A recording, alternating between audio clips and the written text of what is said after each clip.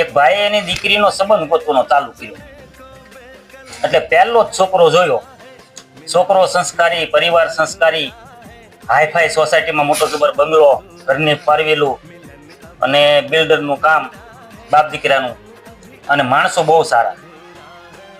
હવે એ ભાઈને સંપત્તિ ઓછી પડી, એને મિલકત ઓછી પડી કે મારે તો મારી દીકરીને સારું ગોતવું છે. હવે એ દીકરીનું તો સારું એમ નામ ગોતતા જ થાય એટલે આ દીકરાના લગ્ન થઈ ગયા.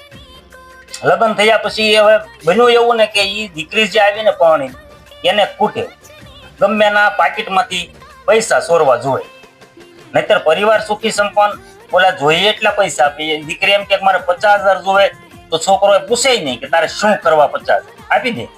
એવા માણસો. હવે એ આ બધા હવારમાં હોતા હોય તો કાં તો એના પતિના પાકીટમાંથી હાથ મારે, કાં તો સસરાના પાકીટમાંથી હાથ મારે, કાં તો સાસુના પાકીટમાંથી હાથ મારે. ઘણી વખત સમજાવી, એ દીકરીના માવતરને વાત કરી કે ભાઈ આ તમારી દીકરી આ રીતનું કરે છે, અમે એને કોઈ જાતની કમી નથી રહેવા દેતા, એને સ્પેશિયલ ફોરવ્હીલ આપી છે, એને એ જોઈએ એટલા પૈસા આપીએ છીએ, તો આ આવું શા માટે કરે? એના મમ્મી પપ્પાએ ખૂબ સમજાય, પણ હવે કાંઈક આગલા પાછલા જન્મના કાંઈક કર્મ હશે ને એના એવા, એ સુધરી નહીં. એ લગ્ન થયા પછી 2 વર્ષ રહી, એ 2 વર્ષ પછી લોચે પડ્યું, 1 વર્ષ રિહામણે રહી અને છૂટું કર્યું. છૂટું કર્યા પછી 4-6 મહિને દીકરાનું પાછું ફરીથી ગોતવાનું ચાલુ કર્યું. એ ચાલુ કર્યું એટલે પહેલી વખત જે દીકરીનો બાપ જોવા આવ્યો તો એ પાછો બીજી વખત જોવા આવ્યો. છોકરી કુંવારી, છોકરો 20 વર્ષ, અને સંબંધ કર્યો અને લગ્ન નક્કી કર્યા. તો એ દીકરીના બાપને ત્યાં સુધી સારું જ ન મળ્યું.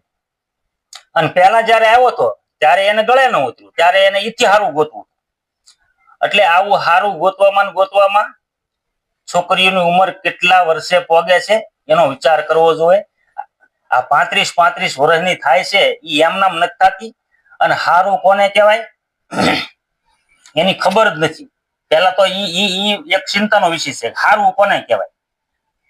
માણસો સારા હોય અને વચેટીઓ સારો હોય, આપણો વિશ્વાસ એ ચિંતો હોય તો એ સારું જ હોય, તો એને કરી નખાય.